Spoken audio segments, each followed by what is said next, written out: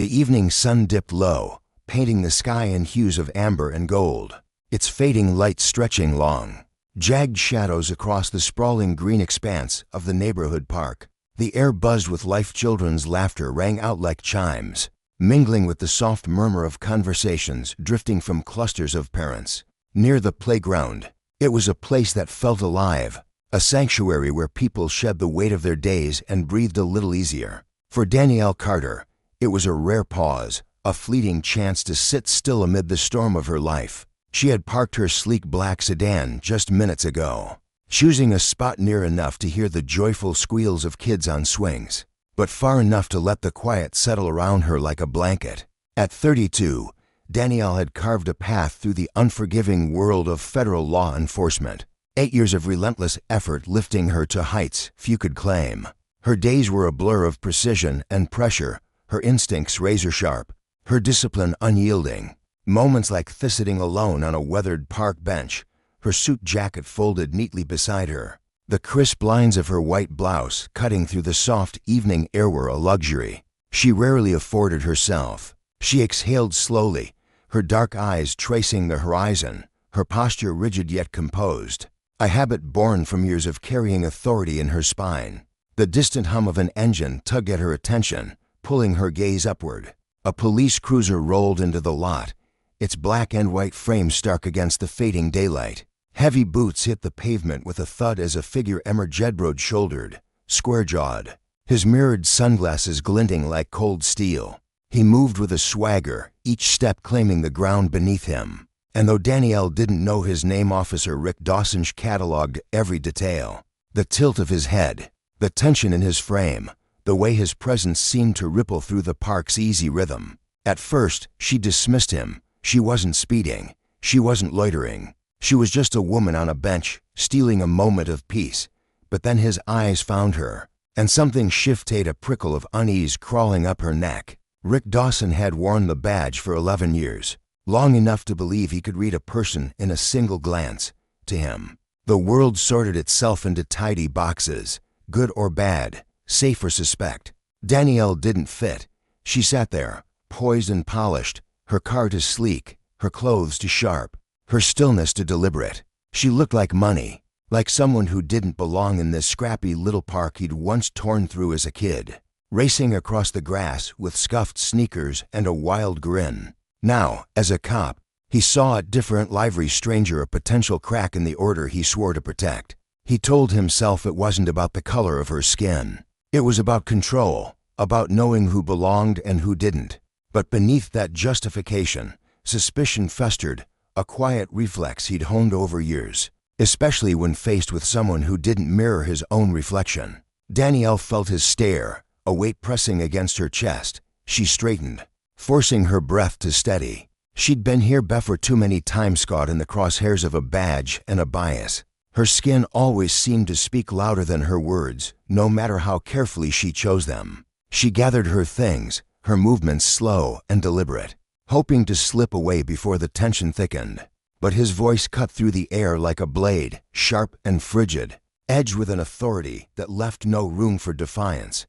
Step out of the car. Her hands tightened around the steering wheel, knuckles paling as the red and blue lights pulsed in her rearview mirror, their erratic dance mocking the calm she'd fought to hold onto.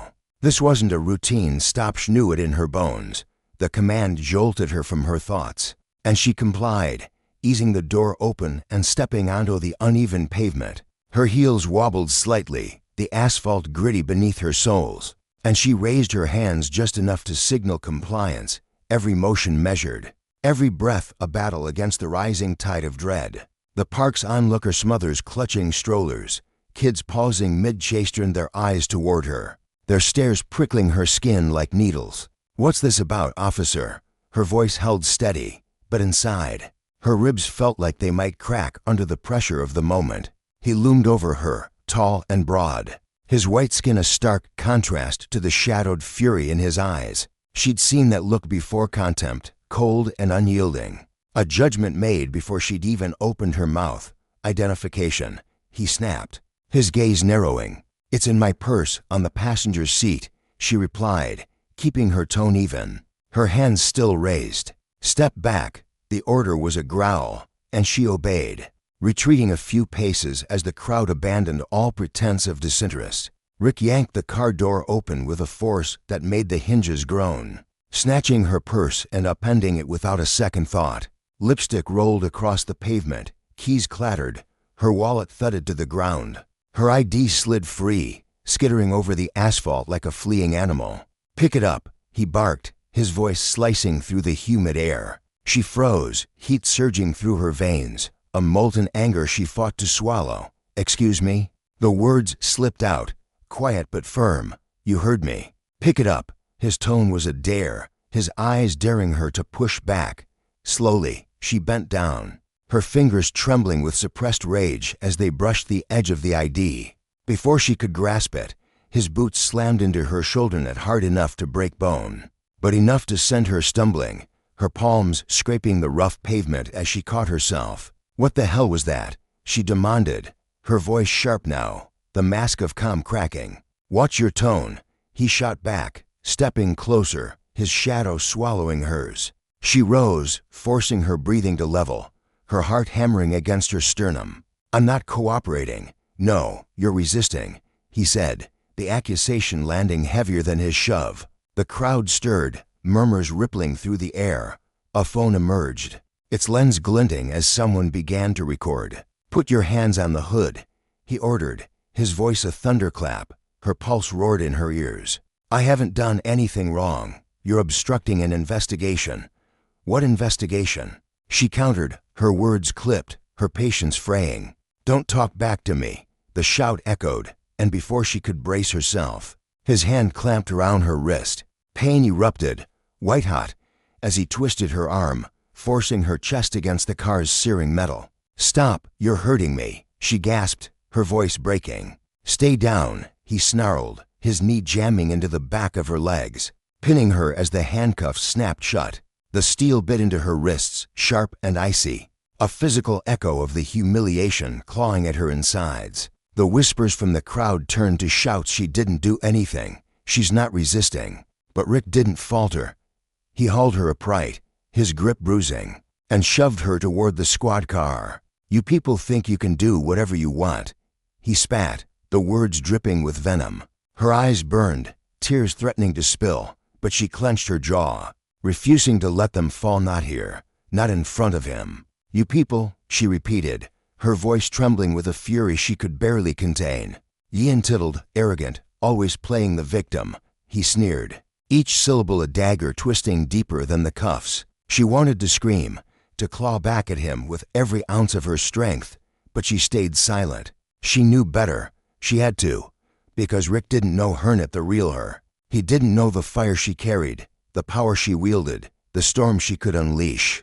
As the squad car door slammed shut, sealing her in with the weight of shame and rage, she felt it settle in her chest, a heavy, suffocating thing.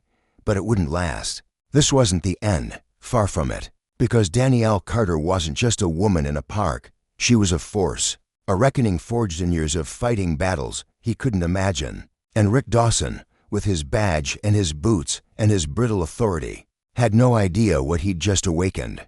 Justice wasn't just a word to her, it was a promise, a blade she'd honed through every slight, every shove, every sneer. Power, when abused, carried consequences, and he'd learn that soon enough. The crowd's voices faded as the car pulled away, but inside, Danielle's resolve hardened. This wasn't over, it was only the beginning. The sun hung low over the park, casting long shadows across the cracked pavement where Danielle Carter stood beside her car. She felt the weight of the moment settle into her bones as Officer Rick Dawson approached, his boots thudding deliberately against the ground. His voice cut through the stillness, sharp and commanding. "Is that your vehicle?" Danielle nodded, her lips parting to say, yes, but the word felt heavy, almost unnecessary. She could tell he didn't believe Hernet from his words, but from the way his shoulders stiffened, squared off like a man bracing for a fight, and how his hand hovered near his belt, fingers twitching as if itching to grab something. A flicker of doubt danced in his shadowed eyes, and it sparked something deep within her, a mix of defiance and curiosity. She knew this dance all too well, the unspoken rules of power and suspicion that played out in moments like these. Her license and registration were tucked away in the glove compartment, just a few steps away, and she could have ended it right then. One flash of her badge, her shield, her trump card would have silenced him, flipped the script entirely, but she didn't move, not yet. A restless heat coiled in her chest, urging her to let this play out, to see how far he'd take it before the truth unraveled him. "It's in my car," she said instead, her tone calm but laced with an edge she couldn't quite hide. "I'll get it." Rick didn't budge. His stance widened, boots rooted to the ground like he owned it. "Step away from the vehicle," he barked, his voice slicing through the humid air. Danielle froze, her breath catching in her throat. "Excuse me," she said, disbelief threading through her words. His eyes narrowed behind those dark sunglasses, and he repeated, slower this time, "Step away. Hands where I can see them." The command hung between them, heavy and unyielding, and she felt the first prickles of anger ignite beneath her skin. Around them, the park wasn't as empty as it had seemed moments ago. A few heads turned to joggers slowing their pace, a mother pushing a stroller glancing over her shoulder. Danielle caught the glint of a phone being raised, then another, the faint click of cameras slicing through her composure. Her pulse hammered in her ears, but she forced herself to breathe, to keep her face a mask of calm. "Officer," she said, her voice steady despite the storm brewing inside. "I think there's been a misunderstanding." Rick's jaw tightened, his lips pressing into a thin line. "No misunderstanding," he snapped, his tone hardening like concrete setting in the sun. "I said step back." She complied, though every muscle in her body screamed against it. Her patience was fraying, thread by thread, as she watched him stride toward her car. He yanked the door open with a grunt, his broad frame leaning inside as he rifled through her belongings. Papers crinkled under his careless hands, her neatly organized glove box turned into chaos. He wasn't looking for her license or registration, that much was clear. He was hunting for something else, anything to pin on her, to justify the suspicion that radiated from him like heat off asphalt. Minutes ticked by, and his movements grew sharper, more frantic, when he emerged empty-handed. His frustration was palpable, a living thing that thickened the air between them. He straightened, slamming the door shut with enough force to make the car rock slightly. "You think you're better than me," he spat, his voice low and venomous. Danielle's eyes snapped to his, her breath hitching at the accusation. "What?" she said, genuinely startled, his face twisted, a sneer pulling at his lips. "Walking around here like you own the place, like the rules don't apply to you." The words hit her like a slap, and she felt the urge to shout, to shove back against his arrogance, rise like a tidal wave, but she swallowed it down, her voice cool and measured as she replied, "I don't know what you're talking about." That was the wrong movie, or maybe the right one. Rick's hand shot out, closing around her arm with a grip that made her wince. His fingers dug into her skin, hard and unrelenting, and before she could protest, he barked, "You're under arrest." Her heart lurched, a wild, frantic thing pounding against her ribs. "For what?" she demanded, her voice rising despite her efforts to stay composed. "Obstruction." He growled, spinning her round with a force that sent her stumbling. The hood of her car met her chest, the metal warm against her palms as he pressed her down, his breath hot against the back of her neck. The cuffs clicked into place, biting into her wrists with a cold, unforgiving sting. "You're making a mistake," she hissed, her words sharp enough to cut. "No," he said, tightening the restraints until she felt the pinch deep in her bones. "You did." The crowd had swelled now, a restless murmur rippling through the onlookers. Phones were still out, red dots blinking as they captured every second of her humiliation. Danielle's chest burned not just from the pressure of the hood, but from the molten fury and shame warring inside her. She twisted her head just enough to see them, their faces a blur of curiosity and judgment, and she wondered what story they'd tell themselves later. But as Rick hauled her upright and marched her toward his cruiser, one thought anchored her amidst the chaos. He didn't know who she was, not yet, and when he did, the consequences would crash down on him like a storm he couldn't outrun. The police cruiser jostled along the narrow streets, its engine rattling faintly as it carried her away from the park. Danielle sat ramrod straight in the back seat, her wrists throbbing where the cuffs dug into her flesh. Each bump in the road sent a fresh jolt of pain through her, a cruel reminder of the indignity she'd just endured. The air inside was thick, oppressive, laced with the sour tang of sweat, the bitter dregs of old coffee, and the worn musk of leather seats that had seen too many stories like hers. Her stomach twisted, nausea rising as she stared out the tinted window. The world beyond was a smear of shapes, people still lingering by the park, their outlines fading into the distance, their phones no doubt already uploading her shame to the endless scroll of the internet. She could almost hear the whispers spreading, the half-formed narratives taking root. Arrogant woman gets what she deserves. Trouble in broad daylight. Her reflection flickered back at her in the glass, a distorted version of the woman she'd been that morning. Her hair, usually sleek and polished, was mussed from being shoved against the car, strands clinging to her damp forehead. Her white blouse crisp and pristine. When she'd left her apartment, no bore faint smudges. Where Rick's hands had gripped her, the fabric wrinkled and stained with the evidence of his roughness. But it wasn't the physical marks that gnawed at her. It was the storm inside, humiliation swirling with rage, disbelief tangling with a quiet, simmering resolve. She clamped her jaw tight, refusing to let even a flicker of weakness show. Not here. Not for him. Up front, Rick Dawson gripped the steering wheel with white-knuckled intensity. His broad shoulders hunched as if carrying the weight of his own anger. The tension poured off him, filling the cramped space with a hostility that felt almost alive. He didn't look back at her, didn't acknowledge her presence. But she caught glimpses of his eyes in the rearview mirror, dark pools hidden behind those sunglasses, darting nervously whenever the car slowed at a stop sign or light. What was he afraid of? That she'd speak, that she'd unravel him before he could cement his control. Danielle let the silence stretch until it felt unbearable, then broke it with a voice that cut through the haze. "Where are you taking me?" It was firm, unshaken, the tone of someone who refused to be cowed. His lips barely moved as he muttered, "You don't get to ask questions." The dismissal stung, but she pressed harder, leaning back against the seat. "I have rights." A ghost of a smirk tugged at his mouth, though he kept his eyes fixed on the road. "You people always say that," he said, the words dripping with disdain. Her jaw clenched so hard she felt her teeth grind. "You people," she shot back, her voice low and dangerous. "You know exactly what I mean," he said, his tone sharpening. "Think you're above the rules. Think the law bends for you."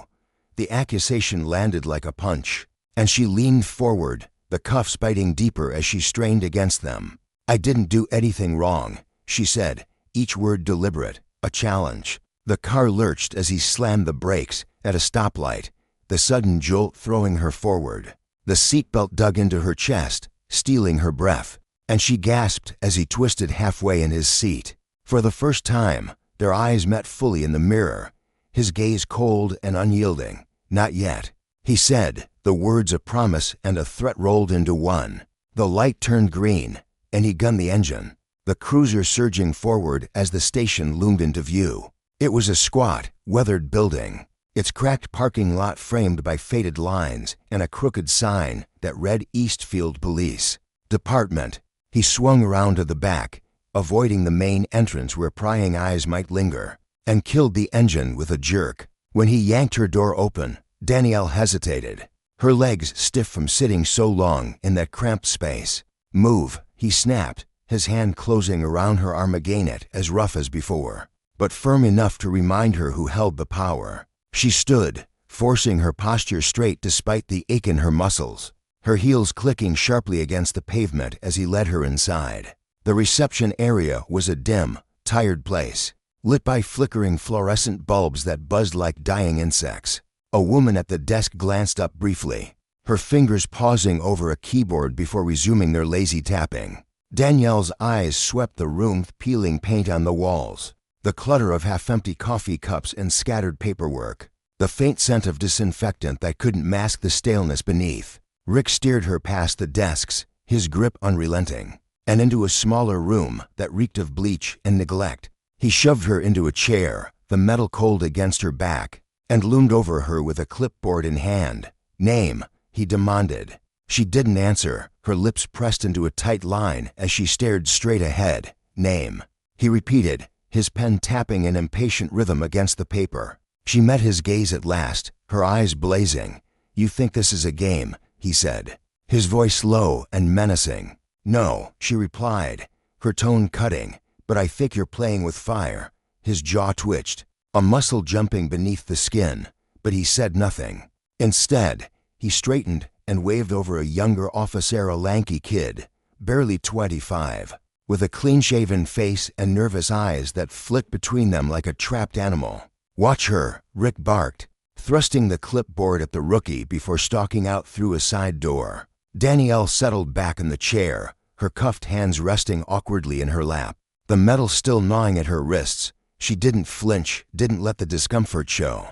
Instead, she fixed her gaze on the young officer, who shifted his weight from foot to foot, clearly out of his depth. "So," he started, his voice cracking slightly, "what's this about?" She didn't blink. "You tell me." He fumbled with the clipboard, flipping through pages with trembling fingers. "It just says obstruction," he mumbled, almost to himself, her lips curled into a faint, bitter smile. Obstruction of what? Before he could stammer out an answer, Rick stormed back in, his footsteps heavy and purposeful. "Enough," he snapped, cutting the air with his hand. "Let's move this along." He hauled her to her feet, and this time she didn't resist, though she locked eyes with him as he dragged her down a narrow hallway. Voices drifted from nearby offices, low and curious, but they hushed as she passed. She felt their stares through the slanted blinds, their whispers trailing her like shadows. The cell at the end of the hall was smaller than she'd imagined at gray walls. A bench bolted to the floor, the air thick with the weight of confinement. Rick pushed her inside, the door slamming shut with a clang that echoed in her ears. "You're going to regret this," she said quietly, her voice steady as steel. He leaned against the bars, arms crossed, a smirk tugging at his lips. "I don't think so." Danielle stepped closer, closing the distance until only the bars separated them. Her eyes burned into his, unflinching, and beneath her calm exterior, a fire roared. This wasn't just about hair, it was about justice, about the cost of unchecked power. Rick thought he'd won, thought he'd bent the world to his will, but he didn't know the truth lurking beneath her silence, the revelation that would turn his victory to ash. And when it came, it wouldn't just be his career that crumbled, it would be a lesson etched in the ruins.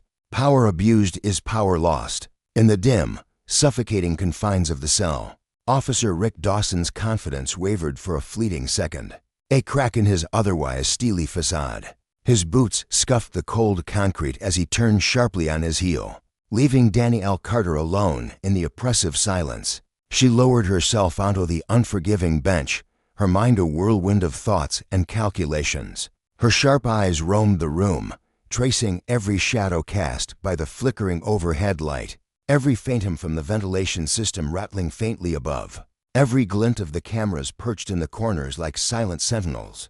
She wasn't just observing, she was searching, her fingers brushing the edge of the bench as if it might reveal some hidden advantage, some key to turning the tables. Beyond the station's thick walls, the world was already tilting on its axis.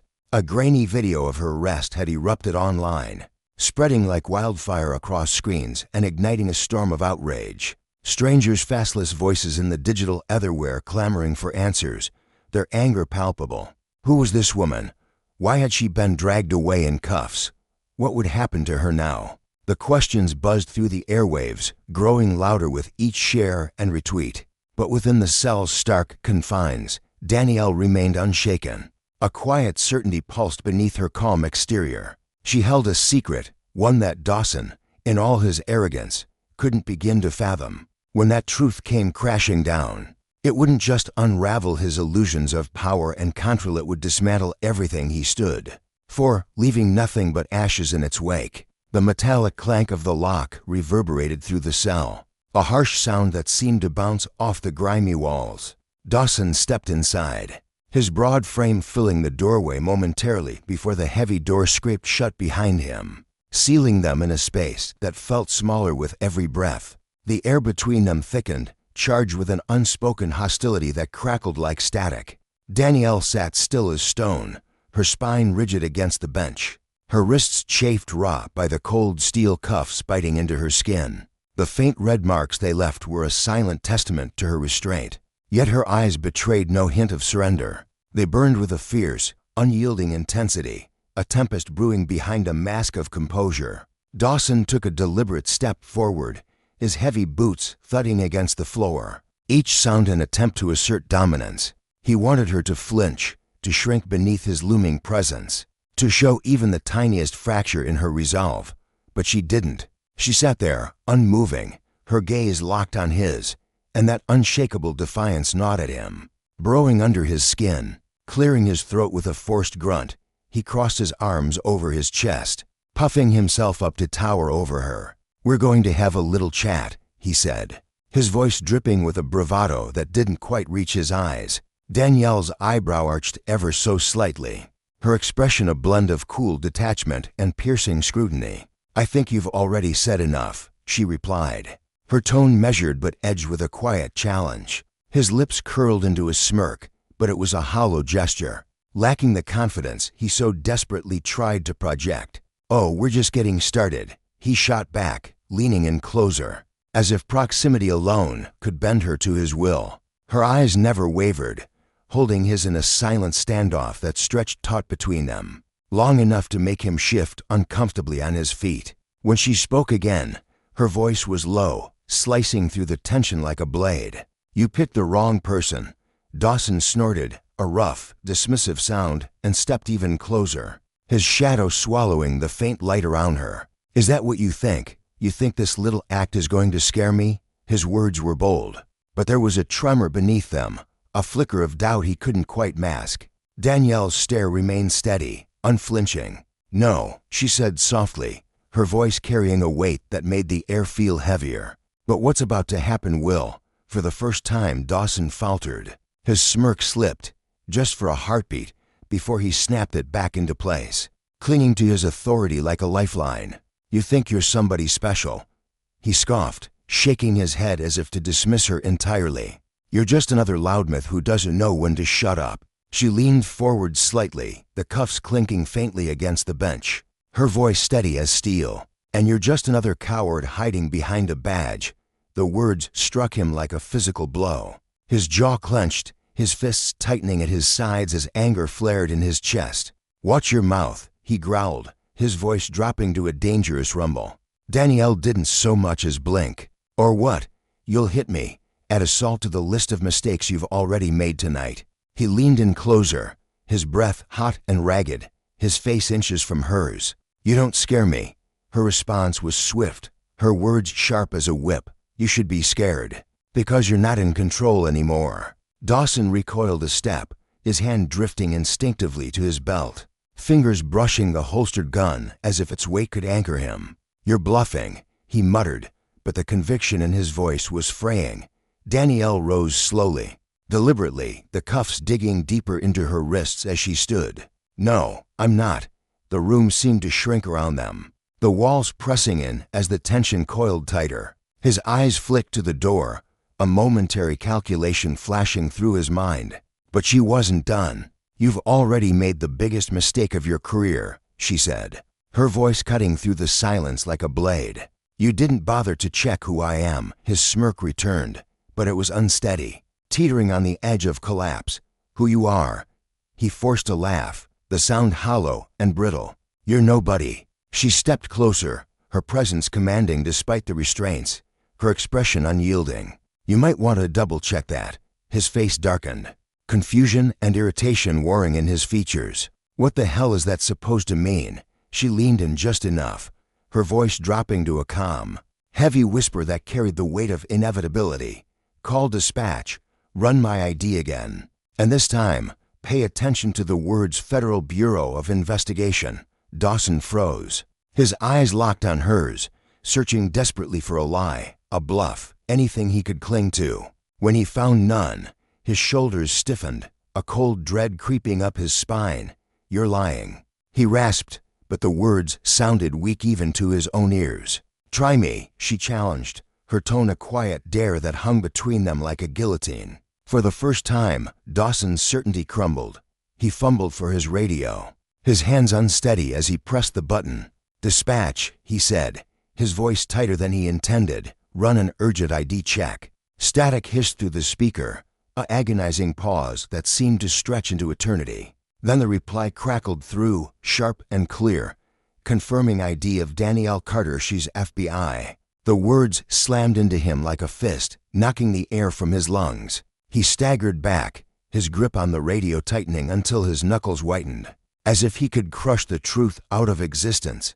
"Say that again," he croaked, desperation creeping into his tone. "She's FBI," the voice repeated, relentless. "Badge number checks out. Do you need assistance?" The color drained from Dawson's face, his bravado evaporating as he turned back to Danielle. The confidence that had once defined his stance was gone, replaced by a hollow shell of a man grasping at the ruins of his authority. He started, but she cut him off, her voice cold and unyielding. "You didn't ask questions. You didn't stop to think. You just saw me and decided I didn't belong."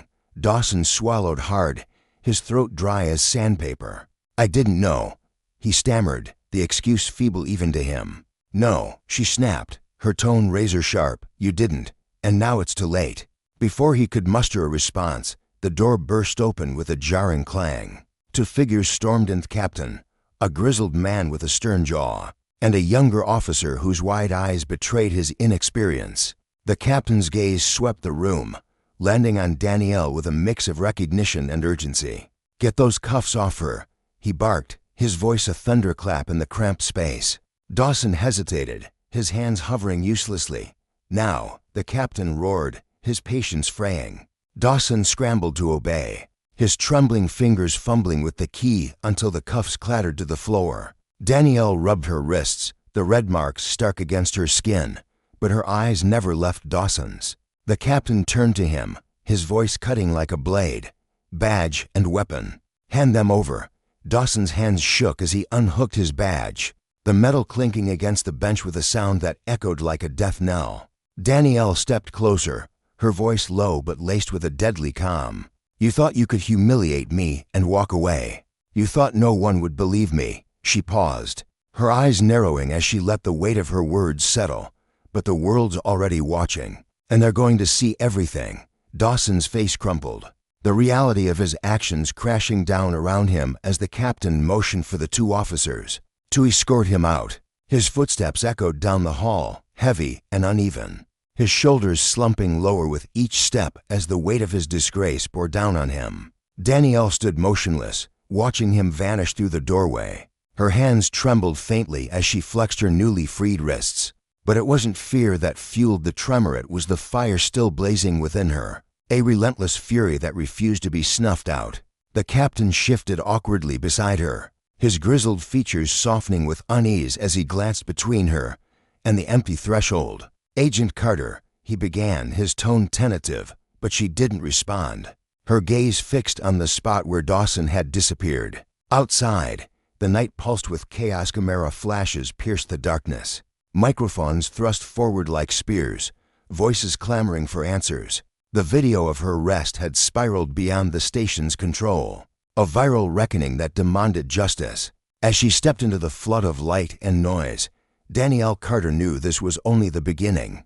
Dawson's fall was a lesson writ large, a stark reminder that power, when wielded without care, crumbled under the weight of its own consequences, and she would ensure the world saw it all. The air in the room hung heavy as he started to speak, his voice trembling with caution, each word carefully chosen as if stepping through a minefield. "I need to apologize," he began, but before he could finish, Danielle's hand shot up, a swift, commanding gesture that silenced him mid-sentence. Her movement was sharp, deliberate, cutting through the tension like a blade. "Not now," she said, her tone firm, leaving no room for negotiation. He flinched, a flicker of shame crossing his face, and with a reluctant nod, he retreated a step, his shoulders hunching slightly under the weight of her rejection. Apologies meant nothing to her in that moment, not yet.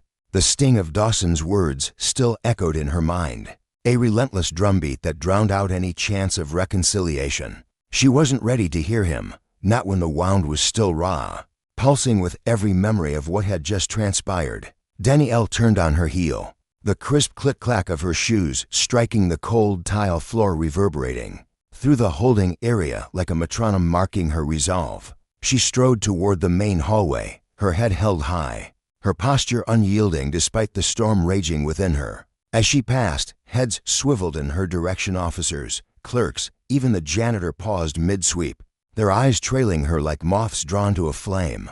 Whispers slithered behind her, soft and insidious, curling through the air like smoke. Some couldn't bear to meet her gaze, their eyes darting to the floor as if the weight of her presence might crush them. Others stared openly, their curiosity burning bright, barely masked by the thin veneer of professionalism. She felt their scrutiny like pinpricks on her skin, but she ignored it all, her focus razor-sharp as she approached the front desk. The young officer stationed there, barely more than a kid. Reali jumped to his feet the moment he saw her, his sudden movement sending his coffee mug teetering precariously on the edge of the desk. He caught it just in time, a faint flush creeping up his neck as he stammered, "Agent Carter." His voice cracked slightly, betraying his nerves, and his pale face seemed to drain of color under her piercing stare. She stopped abruptly, her eyes narrowing as she assessed him. "What's your name?" she asked, her voice calm but edged with an authority that made the air feel heavier. Officer Thompson." "Ma'am," he replied, his Adam's apple bobbing as he swallowed hard. The name lingered between them for a moment, suspended in the silence, as she let its weight settle. "Do you know what just happened here?" she pressed, her tone steady but laced with an undercurrent of challenge. He nodded quickly, too quickly, his eyes wide with a mix of fear and guilt. "Yes, ma'am." She stepped closer, her voice dropping to a near whisper, each word deliberate and cutting. "Do you?" The question wasn't rhetorical, it was a blade, honed to expose the truth. Because what happened wasn't some innocent mix-up. It wasn't an accident born of confusion. It was calculated, it was personal, and it could have ended in a way none of us would be standing here discussing right now. Thompson's throat worked again, his nod more frantic this time, as if he could shake off the guilt clinging to him. "I am sorry. I should have," he began, his voice faltering. "You should have stepped in." She cut him off, her words slicing through his feeble attempt at an excuse. "You should have opened your mouth, done something, anything, but you didn't. And now, whether you like it or not, you're tangled up in this mess." His lips parted, a desperate protest forming, but she didn't give him the chance to voice it. "I hope you carry this with you, Thompson," she said, her gaze locking onto his until he seemed to shrink under it. "I hope this moment sticks in your mind, because I can guarantee you it's burned into mine." Her words landed like a physical blow, and for a fleeting second, his eyes glistened with the threat of tears, his youthful bravado crumbling. But Danielle didn't linger to witness his unraveling. She turned sharply and marched toward the front doors, her breath catching slightly as the cool night air hit her face, a stark contrast to the suffocating tension inside. Outside, the parking lot was a maelstrom of chaos.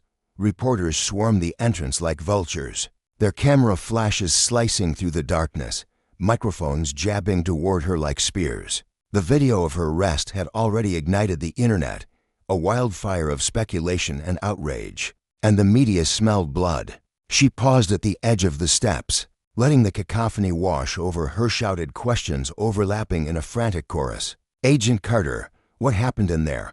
Was this racially motivated? Is Dawson facing charges? Are you pressing charges?" The voices blended into a deafening roar, but she raised a hand, a simple gesture that somehow quelled the storm, just enough for her to be heard. "I can't answer your questions right now," she said, her voice clear and unwavering despite the tremor she felt deep in her chest. "But I will say this, what happened to me tonight isn't an anomaly. It's not a rare fluke, and that's precisely why it has to end." The murmurs swelled again, a ripple of reaction, but she didn't wait for more. She turned and descended the steps, her legs heavy with the night's toll, her hands trembling as she fumbled with her car door. Just as she gripped the handle, forcing herself to steady her breathing, a voice cut through the din behind her. "Danielle," she whipped around, her eyes narrowing into slits as she spotted Dawson at the far end of the lot. His hands were free now, no cuffs binding him, but two officers hovered close, their wary gazes fixed on him as if he might bolt or break. She squared her shoulders, her exhaustion morphing into a simmering defiance. "What do you want?" she demanded, her voice tight. He took a tentative step forward, his movements slow and deliberate. like a man approaching a wounded animal. "Just listen to me," he pleaded, his voice cracking with something rougher, regret, desperation. She couldn't tell, her jaw clenched so hard it ached. "Why should I?" "Because I didn't know," he said, the words tumbling out in a rush, his composure fraying at the edges. "I didn't know who you were, I swear." Her response was swift, venomous. "That's the problem, Dawson. You didn't know, you didn't care to find out. You saw Megis Mian, that was enough for you to act." His face crumpled, the lines of his features collapsing into something broken, vulnerable in a way she hadn't expected. "I messed up," he admitted, his voice barely above a whisper. Her eyes burned with unshed tears, but she refused to let them fall, her anger a shield against weakness. "You did more than mess up. You abused your power. You humiliated me in front of everyone. And if I didn't have the resources to fight back, you would have destroyed my life without a second thought." He took another step closer, his desperation palpable now. "I'm not a bad person, Danielle." The laugh that escaped her was sharp, brittle, echoing across the lot like shattered glass. "No. Tell me, then what do you think happens to people who aren't FBI? People who don't have connections, who can't call in favors? What do you think happens to them when someone like you decides they're guilty without evidence?" His mouth opened, but no sound came out, his silence a damning admission. She stepped toward him now, closing the distance, her voice dropping to a low, searing intensity. "You don't get to play the victim here, not after what you put me through. I'm sorry," he whispered, the words so faint they nearly dissolved into the night air. Her gaze bore into him, unrelenting. "You're sorry because you got caught." The officers flanking him shifted uneasily, their boots scuffing the asphalt, but she didn't flinch. "This doesn't end here," she said, her voice steady as steel. "There's going to be an investigation, there's going to be accountability, and you're going to face every single consequence of what you've done." Dawson swallowed hard, his face ashen, the fight draining out of him. "I'll do whatever it takes to make it right," he said, his voice trembling. She tilted her head, her expression unreadable. "Good. Then start by owning it." He looked down, his shoulders sagging under the crushing weight of her words, and for a moment, he seemed small, diminished, a far cry from the man who'd wielded his authority like a weapon hours earlier. Without another word, Danielle turned and slid into her car, the door slamming shut with a resounding thud. She started the engine, her hands gripping the wheel so tightly her knuckles blanched, her breaths coming in shallow, uneven bursts. As she pulled out of the lot, the reporters surged forward again, a tidal wave of noise and light. But she didn't stop. The night wasn't over, not by a long shot, and neither was her fight. For the first time, though, she felt the ground shifting beneath her, a faint glimmer of momentum building. She wasn't just fighting for herself anymore. She was fighting for everyone who'd been crushed by the same system that had almost broken her. And she wouldn't stop until it changed. Inside the car, parked just beyond the station's reach, the hum of the engine was a soft counterpoint to the chaos still buzzing outside. The voices of the reporters, the relentless questions, the blinding flashes they pressed against the windows, louder than anything she'd faced that night. She didn't move, not yet.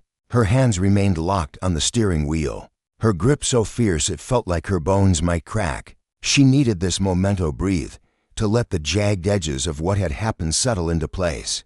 Her phone buzzed against the console, a sharp jolt that snapped her from her reverie. Her fingers brushed the screen, revealing a name that made her pulse quicken. Assistant Director Harper.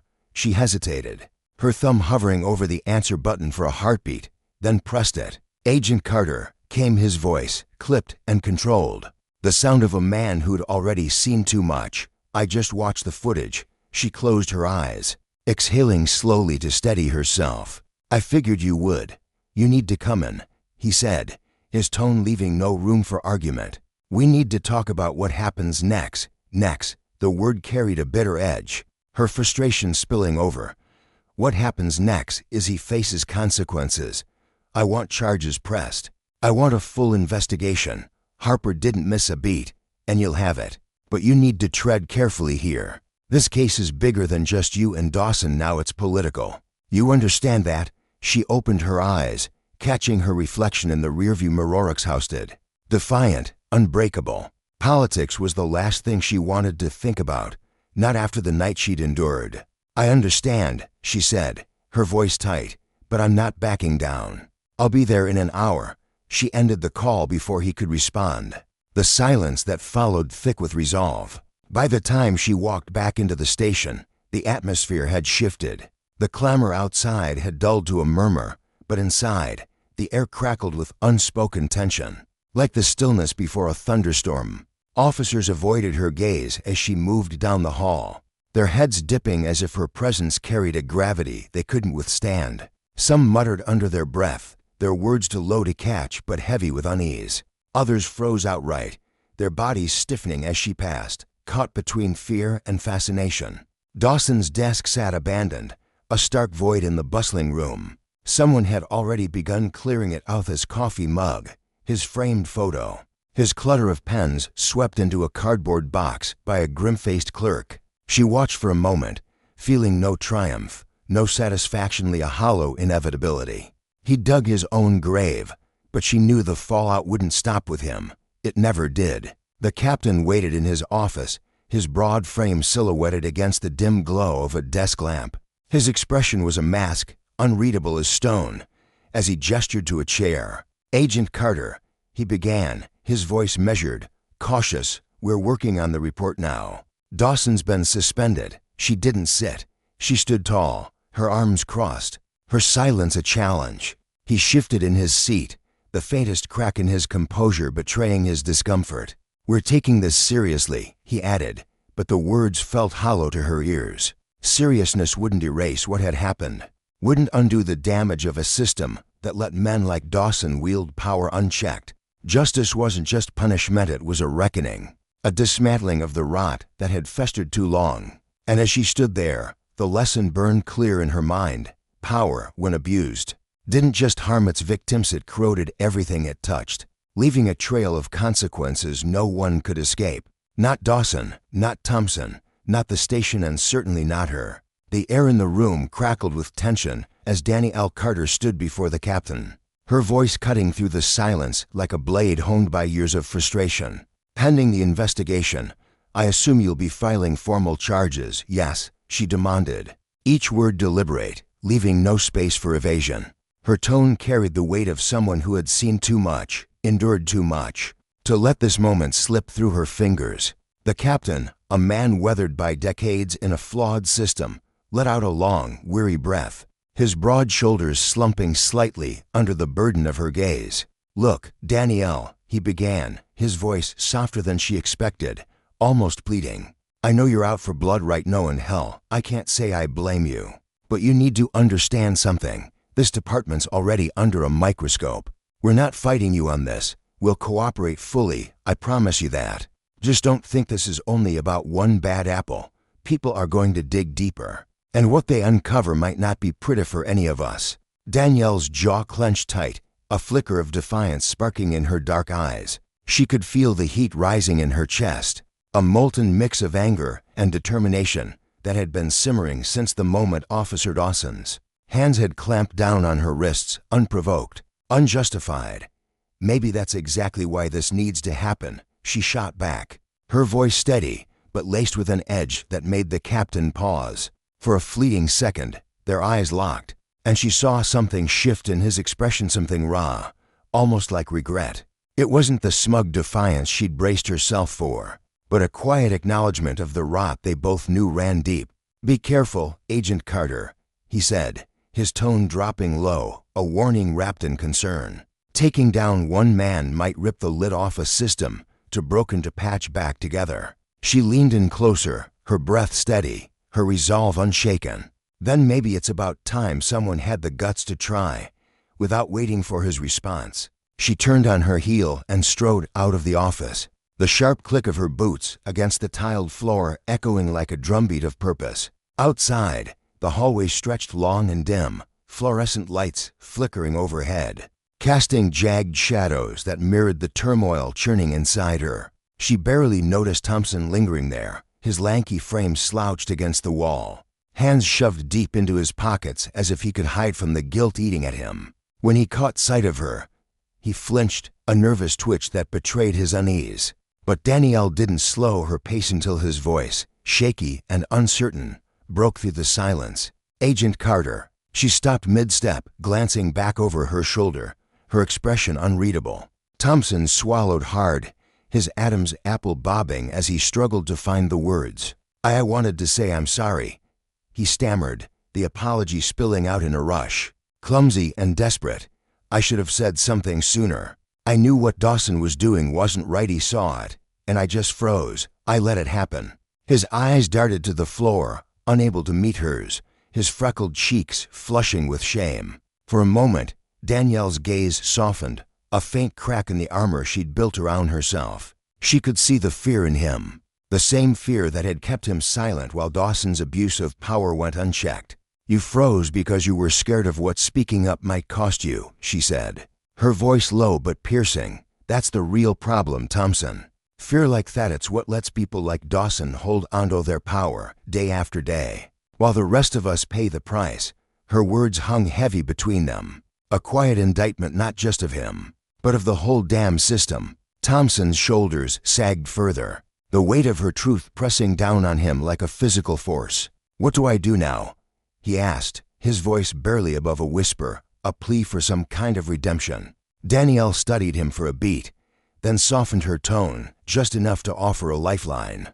"You start by being better tomorrow than you were today, and you keep at it every single day until it's not fear driving you anymore, it's integrity." He nodded quickly, a jerky motion fueled by a mix of relief and resolve. But she didn't stick around to see if it would stick. She had bigger fights ahead, and the clock was ticking. Later that night, the air in Harper's office felt thick, oppressive. As Danielle sat across from him, her FBI badge resting on the desk between them like a silent witness to the storm brewing inside her. The badge gleamed under the harsh glow of the desk lamp, its edges worn from years of service. But tonight it felt heavier than ever, a symbol of everything she'd fought for, and everything she now risked losing. Harper, her supervisor, leaned back in his chair, his lined face etched with caution as he broke the silence. "The DOJ's pushing for a fast-tracked investigation," he said, his voice measured, testing her reaction. "But I need to know you're ready for what's coming. This isn't going to be quiet, Danielle. The spotlight's already on you, and it's only going to get brighter." She met his gaze head-on, unflinching, her dark eyes burning with a fire that refused to be dimmed. "I'm ready," she said, her voice steady as steel. "This stopped being just about Dawson the second he crossed that line. It's bigger now." Harper's brow furrowed, a flicker of concern crossing his face. "You're right, it is bigger. You're not just an agent anymore. You're a symbol, for better or worse. People are going to tear into every choice you've ever made, every case you've worked. They'll hunt for cracks, for anything they can use to discredit you. You sure you're prepared for that kind of heat?" Danielle straightened her shoulders, the movement subtle but resolute, as if she were physically bracing herself for the onslaught. "Let them look," she replied, her tone defiant. "I've got nothing to hide." Harper leaned forward now, his elbows resting on the desk, his voice sharpening with urgency. "It's not about hiding, Carter. It's about perception. This case is a powder keg. Make one misstep, and it'll blow up in your face. You ready to stand in the fire?" Her lips pressed into a thin line, and she leaned in to match his intensity. "I've been ready since the moment he pinned me to that pavement," she said, her voice dropping to a fierce whisper, each word dripping with the memory of that violation. Harper's expression softened, just for a heartbeat, before he nodded slowly. "Then we'll make damn sure you're covered. Legal's on standby. Whatever comes next, you won't face it alone." She gave a curt nod, reaching for her badge, but his voice stopped her cold. "Carter," he said, softer now, almost fatherly, "don't let this eat you alive." Her fingers tightened around the badge, the cool metal grounding her as she met his eyes one last time. "It won't," she promised, though the weight of those words lingered as she walked out. The hallway stretched endlessly before her, the hum of late-night office chatter fading into a dull roar in her ears. When she pushed through the building's heavy doors, the night air hit her like a slap crisp, unforgiving, a stark contrast to the suffocating tension inside. A cluster of reporters loitered near the entrance, their cameras flashing like vultures circling a fresh kill. "Agent Carter," one shouted, shoving a microphone toward her. Do you feel vindicated now that Dawson's suspended? Will this spark more investigations into racial profiling? Are you worried about pushback from other officers? That last question made her pause, her boots scuffing the pavement as she turned to face the reporter, a weary man with sharp eyes and a sharper tongue. "No," she said simply, her voice cutting through the clamor with quiet authority. "I'm not." Before they could swarm her with more, she turned and walked away, their voices fading into a distant buzz as she reached her car. Her phone vibrated in her pocket, and she pulled it out, squinting at the screen. Another news alert. Protests planned after FBI agents arrest sparks national outrage. Her throat tightened as she read it, the scale of this thing hitting her all at once. She'd known there'd be fallout, but this was a tidal wave, and it was only gathering strength. The phone rang then, jolting her back to the moment. An unknown number flashed on the screen, and she hesitated before answering, her voice clipped. "Danielle Carter," a woman's voice came through, hurried and trembling. "You don't know me," she said, the words tumbling over each other. "But I saw what happened to you on the news, and I need your help." Danielle straightened, her exhaustion giving way to a fresh surge of adrenaline. "Who is this?" she asked, her tone sharpening. "My name's Maria," the woman replied, her voice cracking under the strain. "My son is in trouble. The police picked him up last night. They're saying he resisted arrest, but that's a lie. He's scared, I'm scared, and I don't know what to do." Danielle's breath hitched, a pang of recognition twisting in her gut. This wasn't the first call like this she'd gotten since her face started making headlines, people reaching out, desperate, seeing her as some kind of savior. "Maria," she started, her voice gentling. "I'm not a defense attorney, I can't, but you know what it's like." Maria cut in, her desperation spilling over. "You know what they do.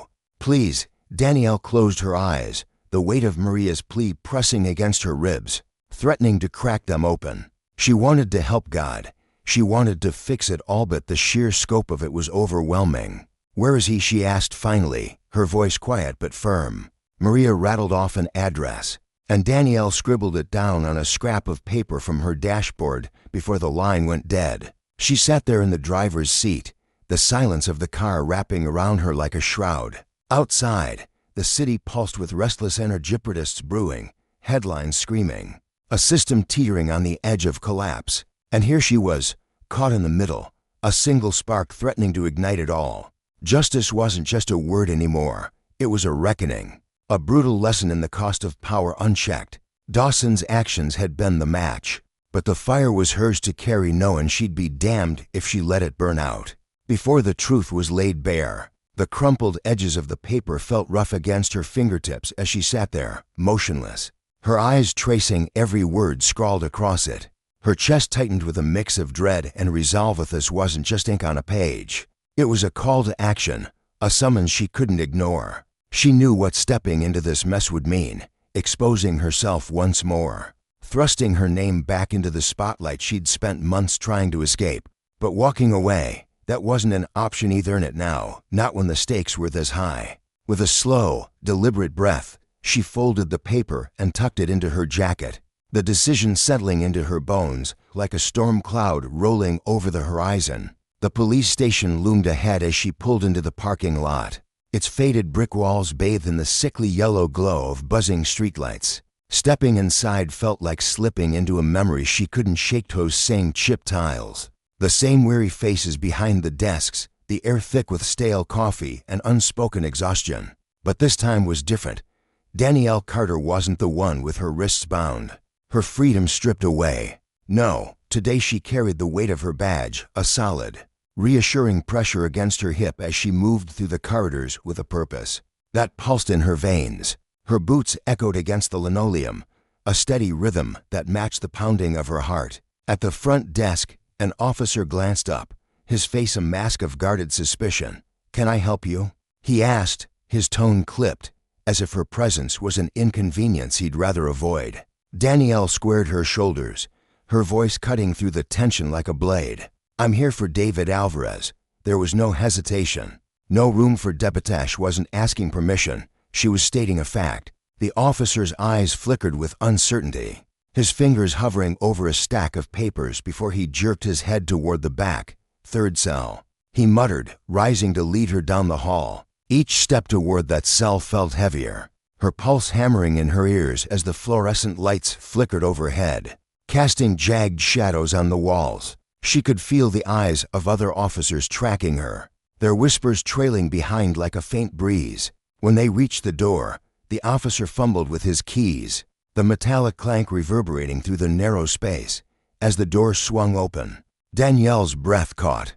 There he was, David Alvarez, a boy barely 16, slumped on a cold metal bench. His head bowed as if the weight of the world had already crushed him. His dark hair fell messily over his forehead, and his thin frame looked impossibly small against the stark gray of the cell. "David," she said, her voice softening into something warm, almost maternal. His head jerked up, eyes wide with a mix of fear and recognition. "Are you the lady from the news?" His words trembled, fragile as glass, and Danielle stepped inside, nodding gently. "I'm here to help you." The boy's face crumpled, tears spilling over as he staggered to his feet, his shoulders quaking with sobs he couldn't hold back. "They said I hit the cop, but I didn't. He swear I didn't." His voice cracked, raw and desperate, and Danielle's heart twisted painfully in her chest. She knelt before him, her knees pressing into the cold floor, and met his gaze with a steadiness she hoped he could cling to. "We're going to fix this," she said, her words a lifeline tossed into the chaos of his fear. "But I need you to trust me, okay?" David nodded furiously, dragging a sleeve across his tear-streaked face, and she rose, turning to the officer with a look that could have shattered stone. "Get him out of here, now." The officer shifted uncomfortably, his fingers tightening around the keys. "I'll need clearance," he protested weakly, but Danielle's patience had already frayed to threads. "You have it," she snapped, her voice a whip crack. "Call Harper if you need confirmation." He scurried off, and as Danielle watched him go, she felt the burden on her shoulders shift, morphing into something larger, something fiercer. This fight had started as her own personal reckoning with a system that had once chewed her up and spat her out, but now it stretched beyond her. It was about David, about every soul silenced by those who wielded power like a club. Justice wasn't just a word to her, it was a fire, and she'd stoke it until it burned away the rot she saw all around her. Outside the station, the night pressed in, heavy and humid, the faint hum of streetlights buzzing like restless insects. Long shadows stretched across the cracked pavement, and Danielle gripped her phone so tightly her knuckles whitened, the screen still alight with unread messages and missed calls. Reporters hovered at the edge of the lot, their cameras momentarily still but poised like vultures waiting for their next meal. She ignored them, her focus drawn instead to David and his mother, Maria, standing a few feet away. Maria's arm was locked around her son's shoulders, a shield against the world, her dark eyes darting nervously toward the officers milling near the entrance. David clung to her, his face pale as moonlight, his hands trembling despite the warmth of the air. "Are we free to go?" Maria's voice wavered, threaded with both hope and distrust, as if freedom was a promise too fragile to believe. Danielle glanced at the officer lingering by the door, clipboard in hand, his pen twitching nervously against the paper. "You're free to go," he said, but the words lacked weight, hollow as an empty shell. Danielle stepped forward, her gaze pinning him in place. "Are you sure about that?" Her tone was sharp, unrelenting. "Because I need it in writing official documentation. No outstanding charges, no conditions. I want to make damn sure no one shows up at their door tomorrow acting like this isn't over." The officer's eyes flicked toward the window, where his supervisor stood watching, arms crossed and jaw tight. "I need a minute," he stammered. But Danielle wasn't in the mood for delays. "You've had plenty of minutes," she shot back, her voice rising with barely contained fury. "Get it done. Now." Maria's grip on David tightened, her nails digging into his sleeve as the officer hurried back inside, his footsteps echoing in retreat. Danielle turned to Maria, softening her tone like a bomb after a storm. "He's safe now," she said. But Maria's eyes shimmered with unshed tears. "They said he resisted," she whispered, her voice breaking under the weight of the accusation. "They said he shoved the officer and tried to run, but he didn't. He didn't." Danielle crouched slightly, leveling her gaze with David's. "Tell me exactly what happened," she urged, her voice gentle but firm. David swallowed hard, his Adam's apple bobbing as he struggled to find his words. "I was walking home from my friend's house," he began, his voice barely audible, a thread of sound in the stillness. "I had my headphones in, listening to music, and I didn't hear them at first, when they yelled.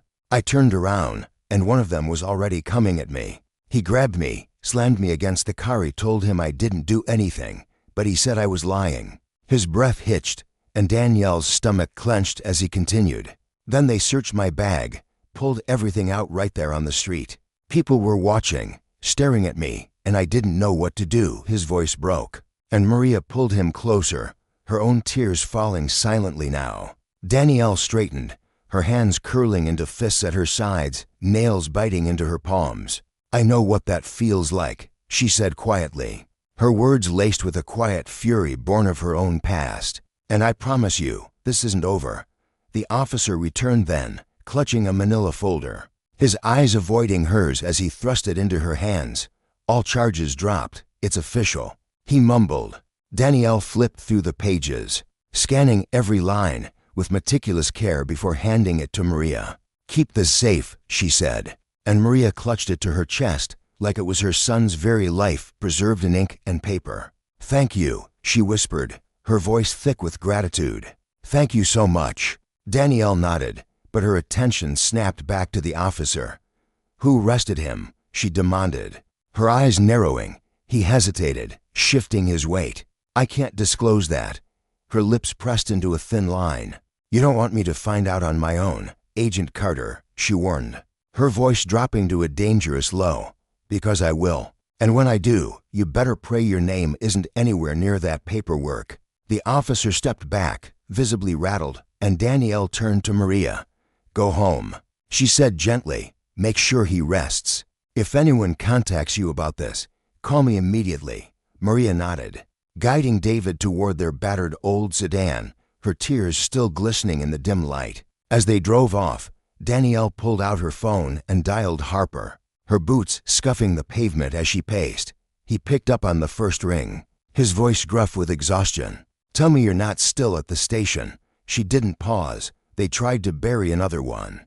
Harper, 16 years old. They were ready to throw his life away without a second thought. There was a long silence on the other end before Harper sighed. "You can't fix every broken piece of this system, Carter." Her response was immediate, sharp as a blade. "Maybe not, but I'm damn sure not going to sit back and let it keep breaking people." Harper exhaled heavily. "What do you need?" Her jaw tightened. "Names, the officers involved, their records, complaints everything." He chuckled dryly, though there was no humor in it. "You know this isn't going to make you any more popular." She didn't flinch. "I'm not here to make friends." His tone softened, a rare crack in his usual gruffness. "Be careful, Carter. You're poking a hornet's nest, and there are people in this city who don't want it stirred." She smirked faintly, though he couldn't see it. "Then they better brace themselves." She hung up, leaning against her car, letting the weight of the night settle into her bones for just a moment. The storm was coming. She could feel it brewing in the air, thick with the promise of internal affairs investigations, press conferences, and furious statements from the police union. But none of it mattered.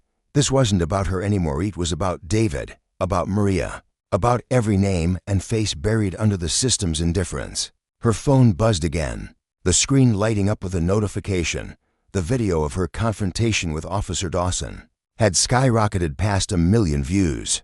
Comments poured in, some cheering her on, others tearing her apart, a few dismissing her entirely.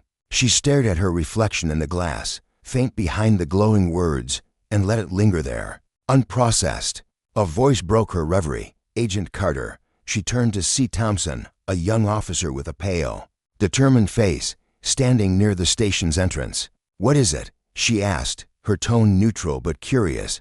He swallowed hard, his hands fidgeting at his sides. "I just wanted you to know he filed a report against Dawson." Her eyebrow arched, surprise flickering through her. "You did?" He nodded, his resolve hardening. "It's not much, but I couldn't keep quiet anymore, not after tonight." For the first time in hours, a spark of hope flared in Danielle's chest, small but fierce. "Good," she said, her voice steady. "Now don't stop. Thompson gave a faint nod, and as he walked away, she turned back to the night, the lesson sinking deeper into her soul. Power could corrupt, could crush, but it could also be challenged, and the consequences of its abuse were a reckoning she'd make sure. The city never forgot. As he turned to retreat into the courthouse, Danielle Carter paused on the sun-warmed steps, her chest rising and falling with a deep, deliberate breath. The battle was far from won, its end nowhere in sight, but for the first time in months, she sensed a shift, a faint ripple in the current that had so long pushed against her. She wasn't retreating, not now, not ever. Determination pulsed through her veins, steady as a heartbeat, and she squared her shoulders against the weight of what lay ahead. Inside, the courtroom thrummed with restless energy. Rows of wooden benches groaned under the press of spectators, their murmurs weaving a low hum that bounced off the high ceilings. Some curious, some accusing, some brimming with quiet hope fixed on the front of the room where Danielle stood, a solitary figure carved from resolve. Her suit, a deep navy with edges so sharp they seemed to cut the air, draped her frame with an authority she'd earned through years of grit. The space buzzed like a live wire, anticipation crackling as cameras perched along the back wall blinked their relentless red eyes, capturing every flicker of movement, every unspoken thought that danced across her face. Across the room, Rick Dawson slumped at the defendant's table, a shadow of the man he'd once been. His hands, clasped tightly before him, betrayed his nervy knuckles blanched white against the dark, polished wood, trembling faintly as if they remembered the power they'd once wielded. Gone was the crisp uniform that had cloaked him in false righteousness. Now, a plain gray suit hung loosely on his frame, doing little to mask the sheen of sweat that glistened at his temples. His shoulders, once broad and unyielding, curved inward, and his gaze darted around the room wild, searching, desperate for a lifeline that wasn't there. Danielle refused to meet his eyes. She kept her focus locked on the judge's bench, her breath even, her pulse a steady drumbeat she'd trained herself to control. This moment had been years in the making, and she was ready. "All rise," the bailiff's voice boomed, slicing through the chatter. Chairs scraped against the floor in a chaotic symphony as the room obeyed, a sea of bodies settling into tense silence as the judge swept in, robes billowing like a storm cloud. Papers rustled in his hands as he adjusted his glasses, cleared his throat, and brought the gavel down with a crack that echoed like fate sealing shut. The prosecution wasted no time, laying out their case with surgical precision: the unlawful arrest, the excessive force, the ugly threat of racial bias that had stitched the whole incident together. Then came the video, a grainy, unforgiving window into that night. The massive screen flickered to life, and there it was, Dawson's hands shoving Danielle, her body slamming against the cold metal of the car hood, the cuffs snapping tight around her wrists with a sound that still haunted her quieter moments. Gasps rippled through the crowd, sharp and involuntary, as the footage played on, each frame a damning testament to the truth she'd fought to expose. Dawson's defense attorney rose, his voice smooth and practiced, spinning a tale of a good man caught in a bad moment, a cop who'd trusted his gut when things spiraled out of control, who'd made an honest mistake under pressure. But Danielle had seen that argument coming from a mile away. She'd spent sleepless nights dissecting every possible excuse, every flimsy justification, and she was armed to dismantle them all. When her turn came, she didn't hesitate. She rose from her seat, her movements deliberate, and stepped into the center of the room, the weight of every eye pressing against her like a physical force. "I've spent my entire career defending the law," she began, her voice low but unyielding, cutting through the stillness like a blade. "But what happened to me that night wasn't about justice or order.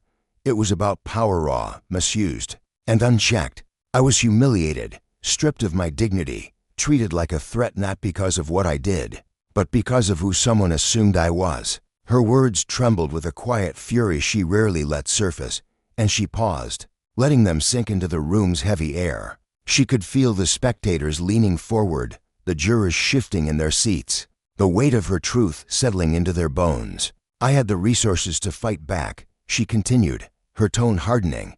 "I had a badge, a voice, a platform.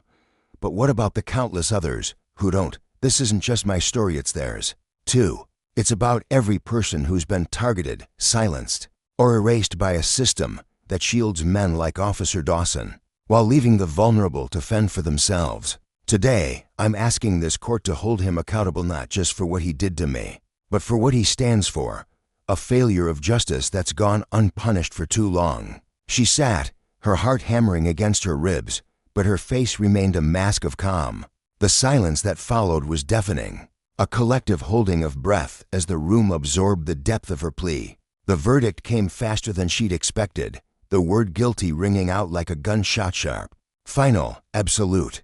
Dawson's body seemed to crumple in on itself, his shoulders sagging as the judge's voice droned on, listing the charges: unlawful arrest, excessive force, abuse of authority. Sentencing would come later, in a month's time. But Danielle knew the real punishment had already begun. As Dawson was led away, wrists bound in the same cold steel he'd once clamped around hers, he cast one last glance back. His eyes, hollowed out by defeat, met hers for a fleeting second. She didn't flinch. She held his stare until the door swung shut behind him, severing the thread of that shared moment forever. Outside, the courthouse steps erupted into chaos. The crowd surged forward, a tidal wave of voices cheering, some shouting questions, some simply crying out in raw relief. Reporters swarmed like bees, microphones jabbing at the air, cameras flashing in a blinding staccato. Danielle pushed through, her strides purposeful, until she reached Maria and David waiting near the edge of the steps. Maria's arms enveloped her in an instant, her embrace fierce and trembling, tears carving wet trails down her cheeks. "You did it," she whispered, her voice thick with awe and gratitude. Danielle pulled back just enough to rest her hands on Maria's shoulders, feeling the fragility beneath her friend's strength. "We did it," she corrected, her tone soft but firm. David stepped closer, his young face no longer shadowed by fear, but lit with a quiet, burgeoning hope. "Thank you," he said, his voice barely above a murmur, yet it carried a weight that tugged at her chest. She smiled, reaching out to ruffle his hair, a small gesture that felt like a promise. "Don't thank me yet, kid. We've still got work to do." The crowd pressed in tighter, a living wall of noise and emotion. But then Harper emerged from the fray, his weary frame slipping through the chaos to pull her aside. "You're making headlines again," he said, a wry smile tugging at his lips. Danielle shook her head, brushing off the remark. "Good. Maybe this time, people will actually hear it." Harper's expression sobered, his eyes searching hers. "What's next for you?" She turned, gazing out at the sea of faces alight with triumph. Others streaked with tears, a few simply watching in silent witness. Their expectations settled onto her shoulders, a mantle she'd once found crushing. Now, it felt like fuel. "I keep fighting," she said simply, her voice steady with resolve. "For them," and with that, she stepped forward, ready to meet whatever storm came next. Maria lingered nearby, her hands twisting nervously as she watched Danielle move through the crowd. She'd known Danielle since their academy days, had seen her friend's fire tempered by years of quiet sacrifice. Today, that fire had blazed bright, and Maria felt a swell of pride tinged with worry. How much more could Danielle carry before it broke her? David, too, stayed close, his small frame dwarfed by the throng. He'd been a witness to Dawson's cruelty once, a boy caught in the wrong place at the wrong time, and Danielle's victory felt like his own. His mother had taught him to keep his head down, but now, watching Danielle, he wondered if standing tall was worth the risk. This wasn't just one woman's crusade. It was a reckoning of power twisted beyond its purpose, of accountability demanded when trust was shattered. It laid bare the wreckage left by prejudice and assumption, the lives upended by those who wielded authority like a weapon. Yet it also shone with the fierce light of courage, resilience, and the unyielding pursuit of truth. Dawson's fall was a lesson etched in stark relief. Justice, when ignored, festers, but when pursued, it cuts deep. His life, once propped up by a badge and a system that turned a blind eye, now lay in ruins. A cautionary tale for anyone tempted to let power override principle. But the echoes of this day reached further. How many others had faced what Danielle endured, humiliation cloaked as routine, violence disguised as duty without a voice to cry out? How many names had slipped through the cracks, buried beneath a system too flawed to catch them. And what would it take to mend that fracture? Danielle's triumph was a spark, but the fire it lit burned with questions that refused to fade. Injustice didn't always roar. Sometimes it whispered, subtle and insidious, thriving in the shadows of apathy. Would you see it? Would you speak? Or would you let it pass? A quiet sin absolved by silence. Her story was a mirror, reflecting not just what was, but what could be if only someone dared to act.